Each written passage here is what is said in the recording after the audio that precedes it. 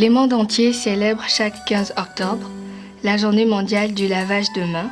Cette pratique saine et pas chère constitue un acte assez simple et important pour l'amélioration de la santé des enfants. Mains propres, zéro microbe, tel est le thème retenu pour cette édition. À cette occasion, les enfants reporters de Kinshasa, toujours dans le souci de promouvoir le droit des enfants, se sont rendus à l'école primaire Makanja, une école assainie dans la commune d'Ensele.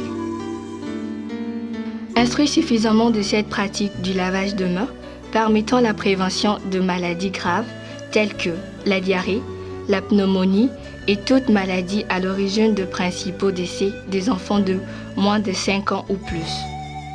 Les élèves de l'EP Makanja observent correctement les instructions pour éviter les maladies liées aux mains sales.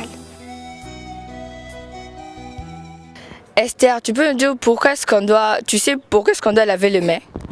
Pour éviter les microbes, parce qu'il y a les autres enfants qui meurent à cause qu'ils ne savent pas laver les mains.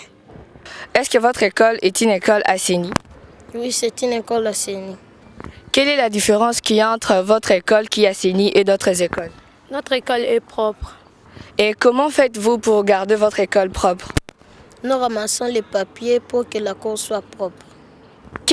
Quel effet ça fait de laver les mains seules et quand on lave les mains en groupe, en collectif?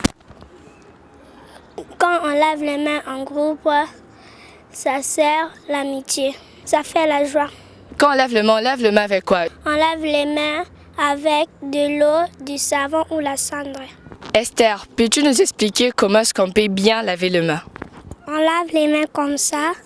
Je frotte les revers, les entre-doigts et je cure les ongles. Je rince mes mains et je sèche mes mains à l'air libre. Qu'est-ce qui sont les problèmes que vous rencontrez au niveau de l'école pour bien laver vos mains? Seulement que de l'eau. Qu'est-ce que vous faites quand vous remarquez qu'il n'y a plus d'eau dans le seau? Vous arrêtez de laver les mains ou... On n'arrête pas, on va puiser de l'eau.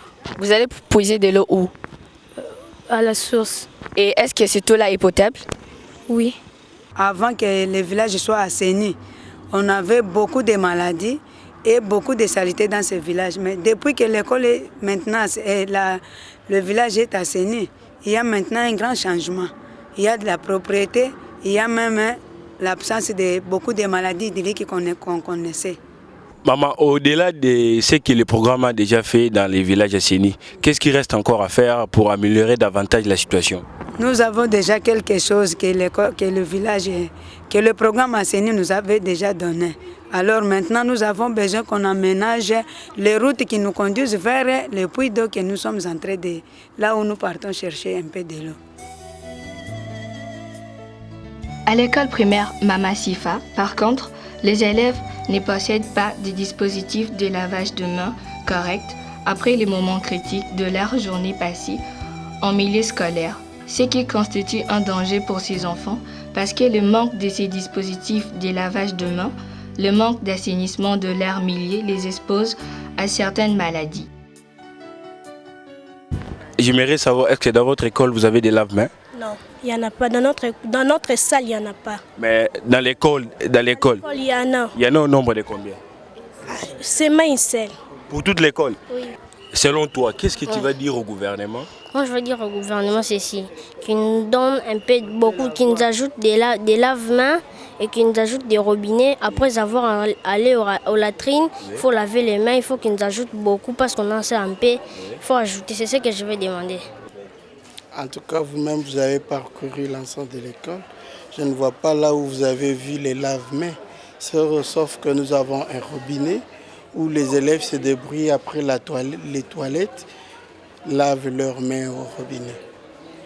Ce que nous demandons peut-être, c'est assainir aussi notre école pour mettre les enfants dans de bonnes conditions.